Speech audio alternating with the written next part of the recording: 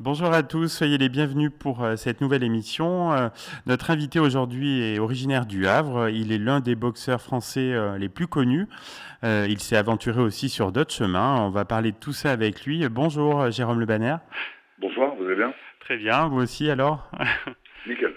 Alors Jérôme, vous êtes originaire d'une famille modeste. À quel âge vous avez commencé la pratique des sports de combat?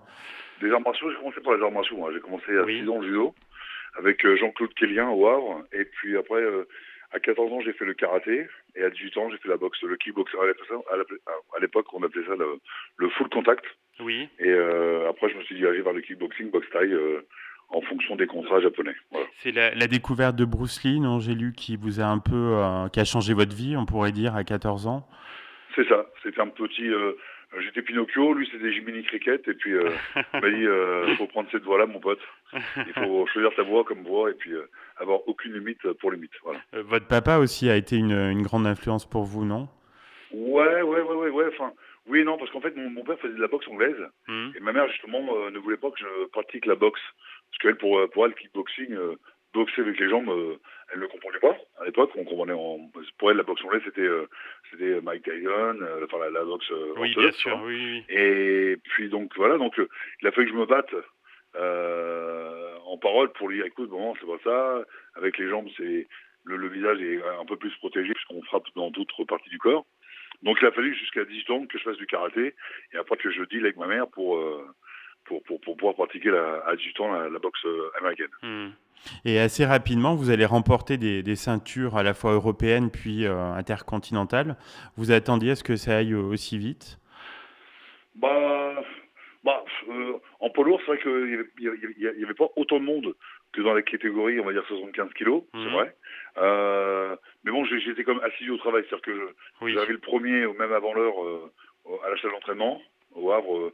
Bon, je me rappelle, je me suis entraîné chez Saïd Abzaoui et René Pelé, et donc j'arrivais avant l'horaire d'ouverture, et je partais bon à la fin. Oui, on Parce imagine que qu'il y a j'étais pas beaucoup de sous travail, quoi. beaucoup de travail, ouais, ouais, Mhm. ouais, ouais. 1995, c'est une date importante pour vous. C'est là où votre carrière va prendre un tournant décisif, non? Au Japon, ouais, au Ouais. Japon, ouais. Donc Ouais. là, vous participez au grand tournoi japonais qui est un peu réservé à l'élite. C'est ça, c'est-à-dire que j'ai mon entraîneur qui ne peut pas m'accompagner. Je vais m'entraîner, non plus c'est plutôt boxing, je vais m'entraîner vraiment boxe taille avec Robert Hitt. Moi, pour moi, c'était un des meilleurs entraîneurs à l'époque de France.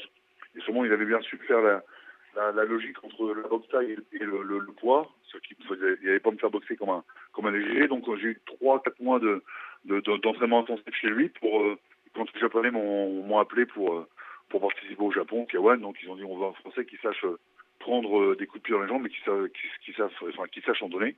Donc on a répondu, donc à l'époque c'était Pascal Iliki qui est mort, paix à son âme, c'était mon ami. Et puis donc je suis parti donc au bout de 4 mois, je me suis entraîné à Rouen, et puis j'ai combattu contre un Thaïlandais d'ailleurs qui faisait 82 kilos, qui avait tué quelqu'un d'ailleurs dans la rue par un coup de pied dans la tête, bref.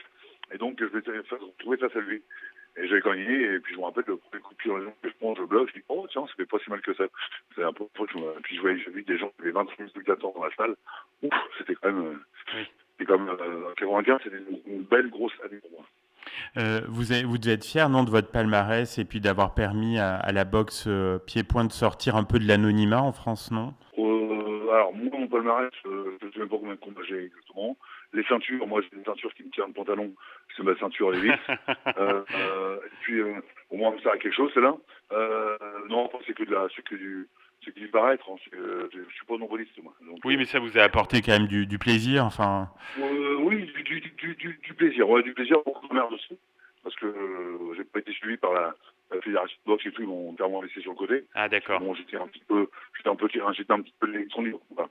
Et alors, comment on se décide à raccrocher les gants? Ça a été une décision évidente pour vous ou... Bah non, parce que normalement, je combats encore le mois de septembre, fin septembre, je D'accord, combats donc vous contre continuez. Bombardier. Ouais. D'accord. Ouais, enfin, je m'entraîne tous les jours, je m'entraîne peut-être pas autant que j'aime, c'est clair, je dis vous, mais parce que j'ai d'autres trucs à faire en ce moment. Et non, comment raccrocher pour moi, c'était ça, parce que pour moi, j'ai déjà raccroché réellement le sport de moi il y a déjà 3 4 ans, où est-ce que, Et oui, je bon, pensais que Covid. c'était un peu définitif. D'accord. Non, oui, enfin, voilà, parce que on propose un one match, donc là, je réponds présent, parce que Il y a d'autres combattants qui sont au même âge que moi, même un peu plus, qui ont répondu présent. Donc je ne peux pas, moi, me... Non, de toute façon, j'ai dit oui, j'ai ça en moi, c'est dans mon ADN. Oui. Ouais. Parallèlement à votre carrière de combattant, on vous a vu dans plusieurs films au cinéma. Quelle expérience vous a le plus plu? Ah, Astérix Obélix. Oui, Astérix Obélix, je me Fatal doutais. Bazooka, ouais. Ouais. Des choses qu'on parle souvent, Fatal Bazooka, on m'en parle souvent. J'ai tissé des bons liens d'amitié avec les gens avec qui j'ai bossé. Et puis là, prochainement, je fais un film pour M6. Donc vous êtes aussi très actif sur les réseaux sociaux. Je crois que vous avez une chaîne YouTube très fournie. Bah oui, oui. En fait, c'est une chaîne, ça s'appelle le parti du groupe Watch It, qui a été racheté par Samsung là. Et puis, on a le banner.tv dessus. Alors, j'ai laissé un petit peu de côté après le deuxième confinement. Ça m'a un petit peu saoulé. On pouvait plus. Oui, on pouvait pas faire aller à droite grand-chose. à gauche. Oui. Moi, mon truc, c'était de. Comment? On pouvait pas faire grand-chose, oui. On peut même encore maintenant poser des dérogations. Les gens s'entraînent moins. On sent que les gens sont moroses. Je veux leur dire, les gars, c'est pas grave. Hein. Venez avec moi, on va aller au Mali, on va aller un petit peu au Kosovo, on va savoir ce que c'est vraiment les gens qui sont confinés, qui peuvent sortir du jeu et quand même manger dans l'assiette, et puis là on va commencer à parler. Enfin, du tout, de pas boire un verre de vin en terrasse, vous allez au théâtre, c'est bon, c'est chiant, mais bon, il y a pire. Nous, on est vraiment le coq, hein, c'est vraiment le seul animal qui peut chanter les 2 heures le matin. Putain, merde, c'est rien. Les gens qui meurent tous les jours. Oh. Oui. Eh bien, en tout cas, un grand merci, Jérôme, pour cet échange sympathique et votre franchise. Et à très bientôt. À très bientôt, Stéphane.